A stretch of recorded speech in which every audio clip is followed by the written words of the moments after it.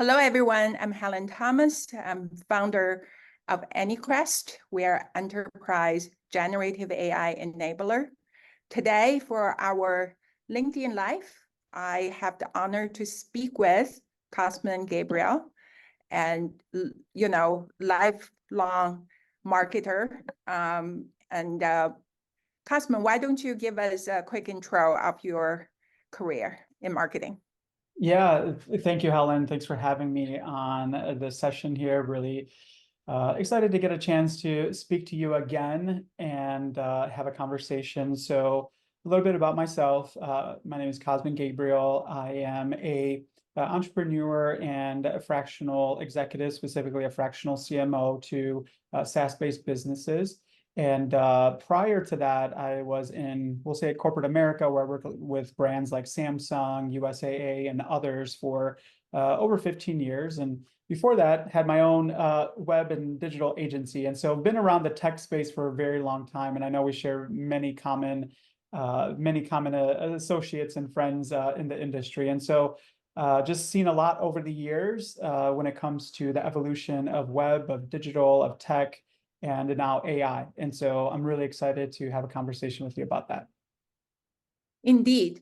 So with your background, global brands, corporate marketing, could you just provide sort of an overview in terms of that transformation because of digitalization in that particular field? Mm-hmm. Of course. And I think, those that are watching, we've been in the industry for a while, and many of us have, we'll say, matured in the industry when it comes to digitalization. Everything from getting involved in web and how that becomes e-commerce and transactional. And really, in corporate America, one of the things that I noticed is, like I said, early on, we'll say in the early 2000s, and when I was in the web and digital world, there was a lot of companies that were coming to agencies, coming to people that were specializing in this and saying, hey, how do we get our company online? And then how do we get from getting our company online to how do we now transact with our customers? And then social, how do we now engage with our audience? And then from there, right, it became more of a service in many kind of fields. And obviously you see the behemoths like Amazon and others where it's just such a huge transactional type of environment. And now from a transformation standpoint, really seeing that AI not only is part of the conversation in brands and with companies, but how does it become integrated as part of their overall enterprise solution? And I'll just kind of, it reminds me when I started at USAA it's been now 10 plus years ago, the conversation was, how do we establish a social marketing function within our organization? Because the brand was started with word of mouth and became a digital mobile app for those that know that brand. And then how do we really get established from a social perspective? And they wanted to integrate it into their business systems, right? They didn't know how to do it. And so there's this whole concept of social business that was around about 10 or so years ago. And I see a similar pattern now where that transformation of social and content and influencers, and how do you really engage with the customer beyond the brand speaking about itself, but more building trust with the customer, is how do we apply AI tech into what we're doing beyond OpenAI, beyond ChatGPT, right? How is it integrated into our business? That's a very good point. And particularly with social, deepfake right now, what would you say are the top, risks, but also opportunities related to social, but in a bigger picture with AI, generative AI, and, the fast moving solutions and tools that are coming to the market? Mm-hmm. Can you clarify the question? Is it a question on? The questions is around the risks and opportunities from your perspective. So, social. I'll start on the social side, right? The risks that we always had to look out for was, how do we ensure that the brand is authentic, the brand is true to who it is? Because if you're not, there's a major risk because the customer quickly exposes you, right? And there's numerous case studies that we've seen over the years where brands have failed from that perspective. I think today, as companies and brands are integrating AI into their tech stack and into their solutions, it's how the risk is how, now that I talk about it, how authentic are you truly with the AI into your business? Because I think we've all experienced that. You go to a website, you call the phone, and there's a text or there's an audio where you're just like, that's not a human. I just want to talk to a human, right? And so the risk there is you're not authentic as a company and as a brand with your customer, and they can see right through it. And so, especially AI today is, how quickly it's maturing and advancing to be more human sounding and human, we'll say, looking, if you will, of on behalf of the brand and the customer, and also be honest and real. If you're not there yet as a company, disclose it. And I remember in the social space, right, there was we would always have a some type of disclaimer in social. And I remember from a social advertising perspective, right, there's a question with legal all the time of like, you're putting an ad out in the marketplace and working for a financial services company, there's all this disclaimers that legal was used to always including in their advertising. How do you put that in the social post, right? And so I think with AI, it's going to be very important to expose that, hey, you know what, this is informed by ChatGPT, or this was, there needs to be some kind of disclaimer in the content and what you're producing, that it was generated or it was started or it was inspired by AI. And I think that's something that even in my content marketing, what I do is, if it's a blog post, right, expose that it's a Cosmin AI version of what you're seeing, right? So because if you don't, there's a major risk of your customer calling it out and the huge backlash. Do you think over time, though, people would be more receptive to so-called the hybrid version, the collaborative version between AI and human? Or do you think there's always this, distinction between AI and the human in terms of professional work?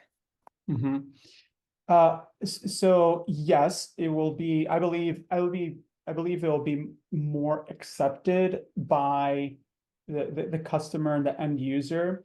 Just like it's been a year and a half, if you will, since we'll say ChatGPT became mainstream or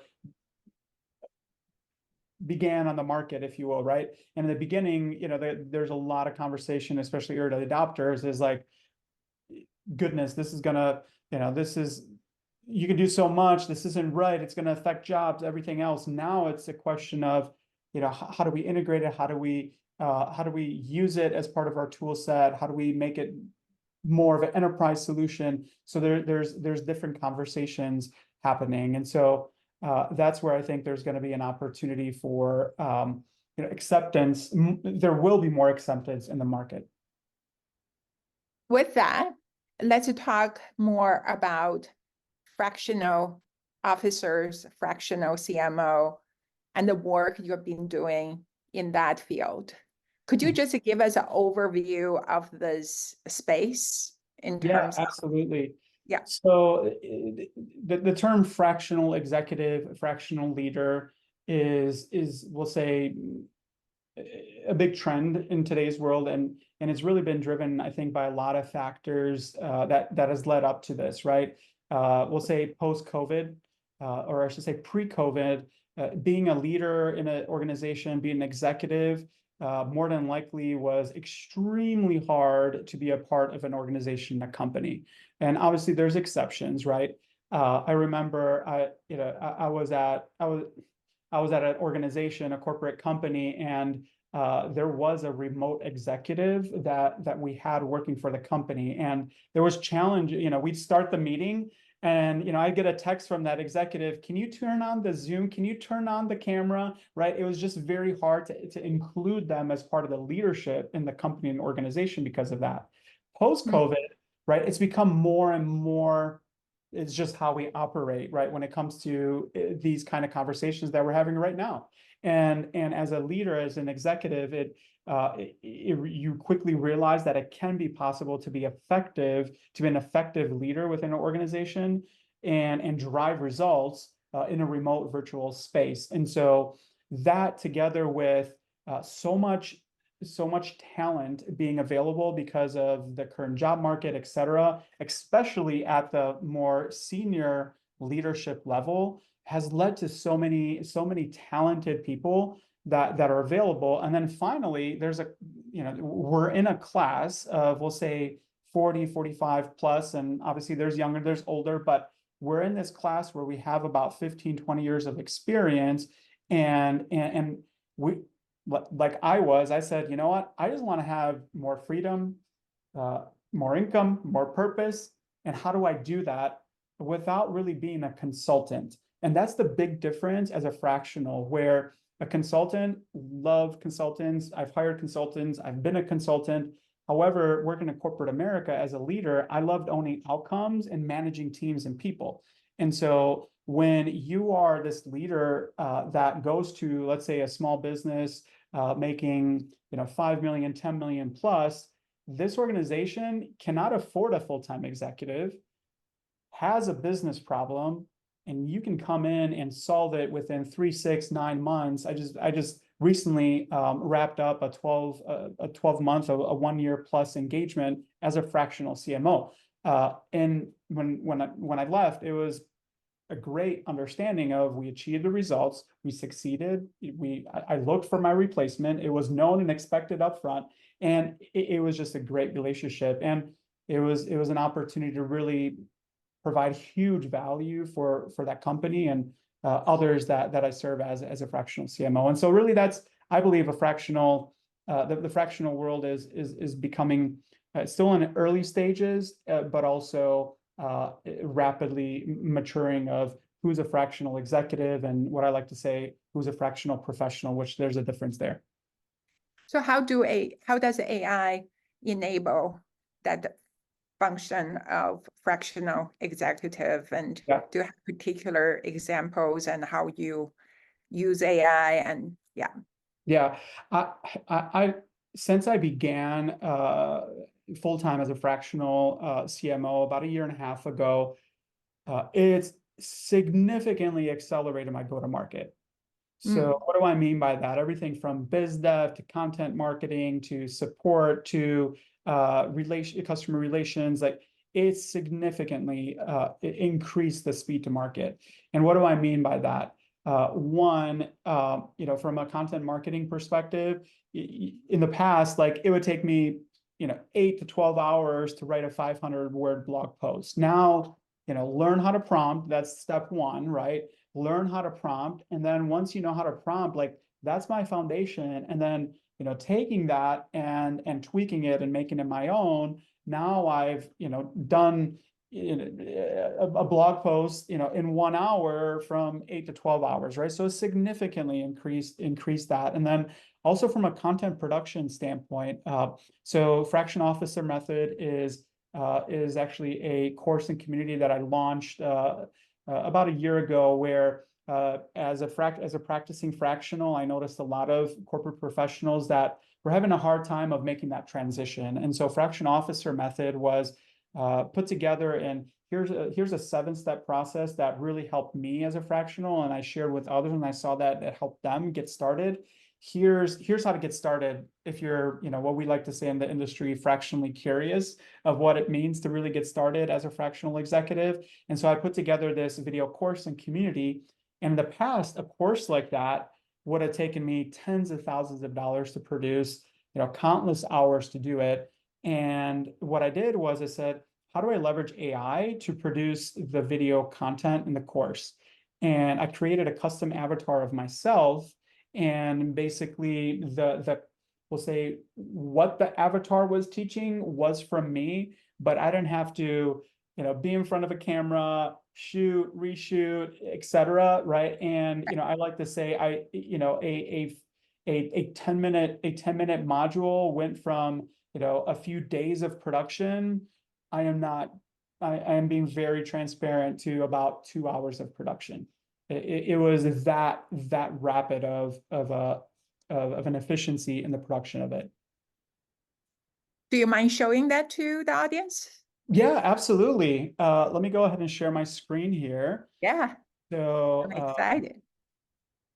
Yeah, so if you take a look at fractionalofficer.com, you'll see here, this is the actual the site, the course, the community, etc. And you can see here even the promotional content, LinkedIn video posts I would put with my avatar with different backgrounds, different clothing, etc. And I use a technology called HeyGen.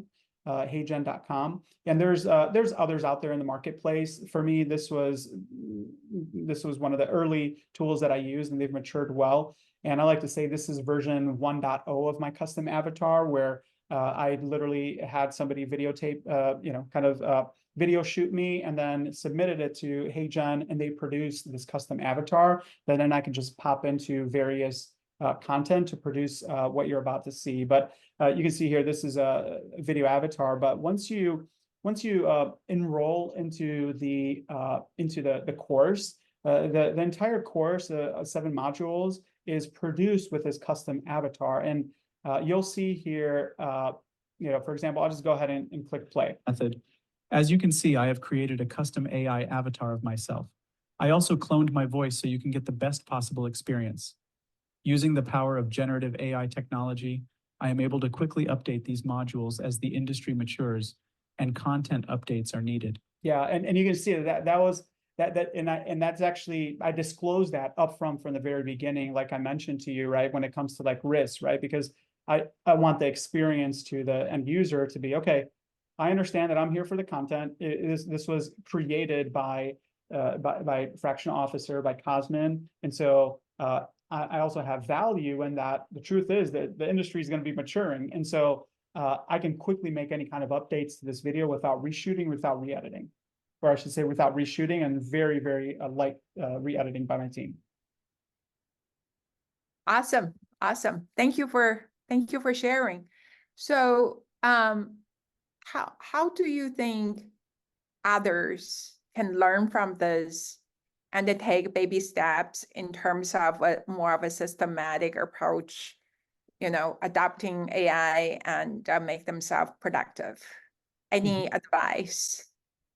Yeah, absolutely. I think, teaching yourselves the basics of AI prompting, and starting with obviously ChatGPT is a big one.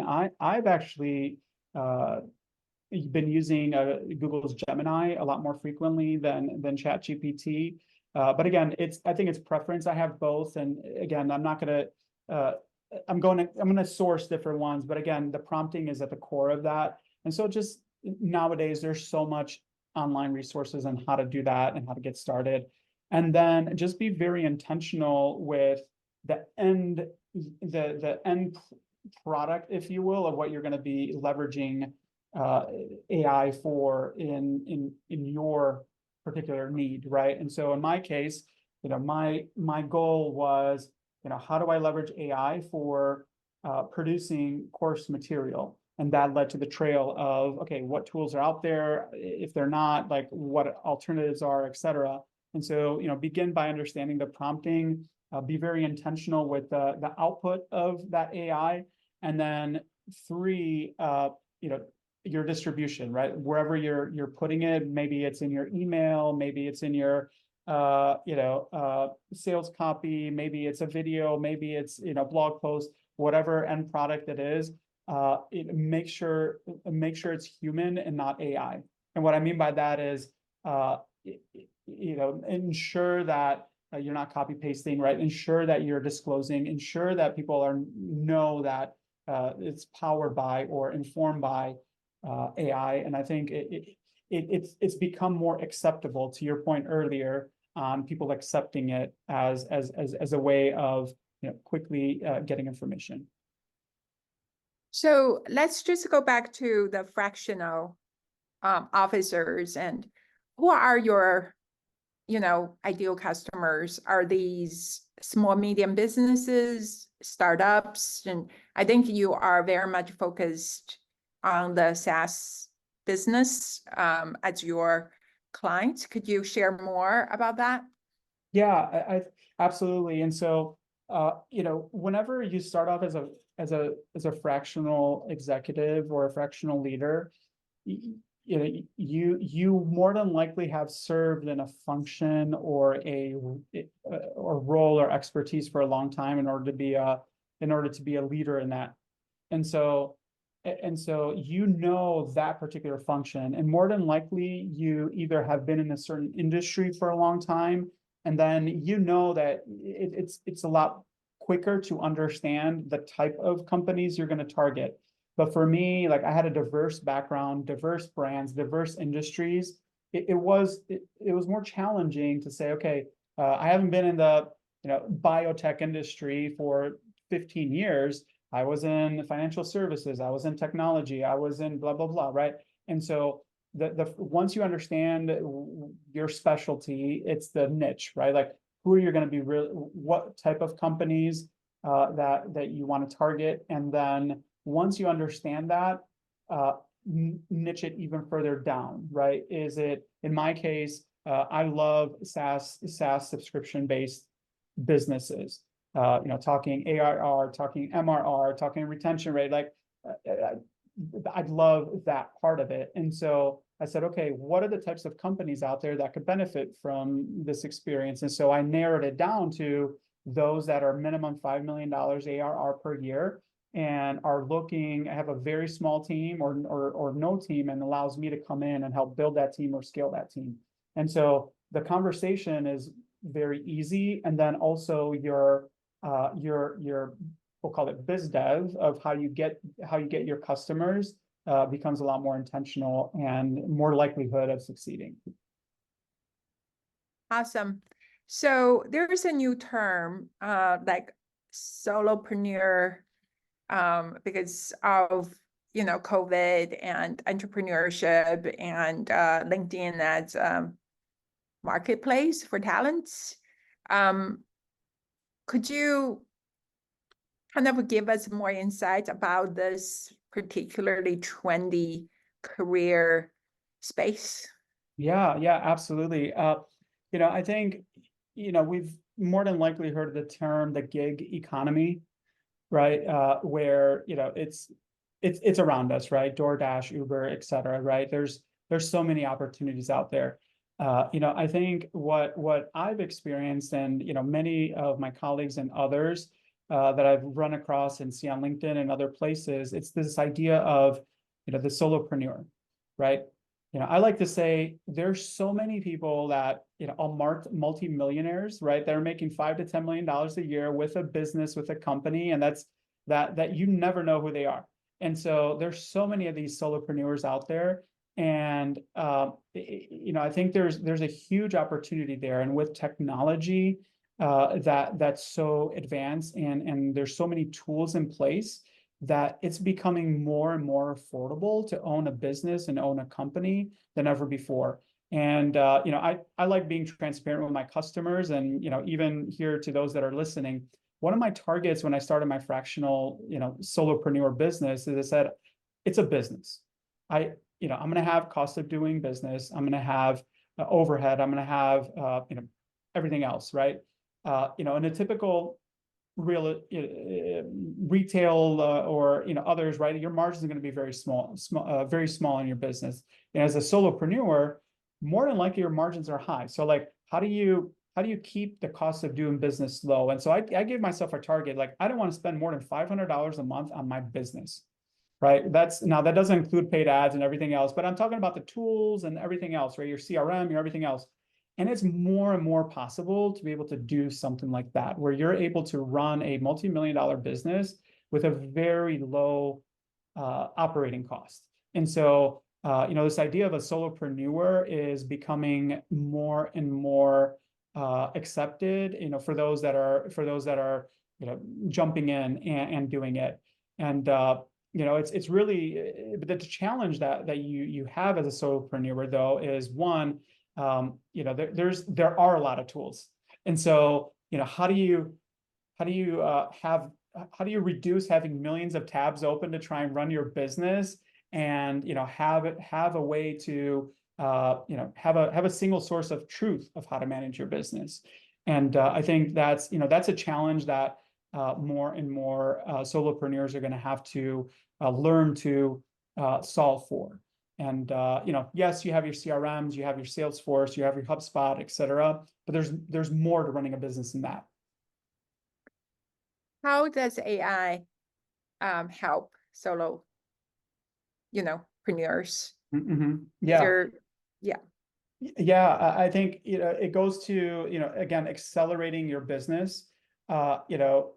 For me, for example, just today, as a matter of fact, I launched a tech startup called execudash.com. It's a startup that is really geared for solopreneurs, service professionals, right? Like if you're doing proposals, if you're doing invoicing, if you're a consultant, if you're a fractional, if you're a service professional, it brings together all of these tools, right? And so starting that up and leveraging AI, right, for the business plan, for kind of marketing, for everything else, it's significantly accelerated my ability to go to market with it. On the development side, right, you still have developers, but you get into solutions of no code and other things that there's leveraging AI from a coding perspective, again, significantly accelerates speed to market. And so as a solopreneur, it's a great time to enter into the world of solopreneurship with low overhead cost of doing business and many tools to help accelerate you to become profitable. Would love to learn more about Executive Dash. And please let us know when you have your own webinar. Would love to come in and learn and benefit from your own invention. And good luck with your startup. And I'm glad that we get to talk about this on your launch day. I know you're super, super busy. And thank you so much for taking the time and sharing everything you just did. Excellent. Thank you, Helen. I really appreciate it. And I think it's been a joy to just have a conversation and always learn. I'm a continuous learner. Thank you. Thank you for your time today. Awesome. And would love to keep in touch with anybody that's watching this. You can find me anywhere on social media under Cosmin Gabriel. That's COSMIN Gabriel. And also a lot of social handles as Cosguru, COSGURU. And looking forward to having you connect with me, and would love to find out more about the people that are watching this and see if they have any questions. Always open to engage.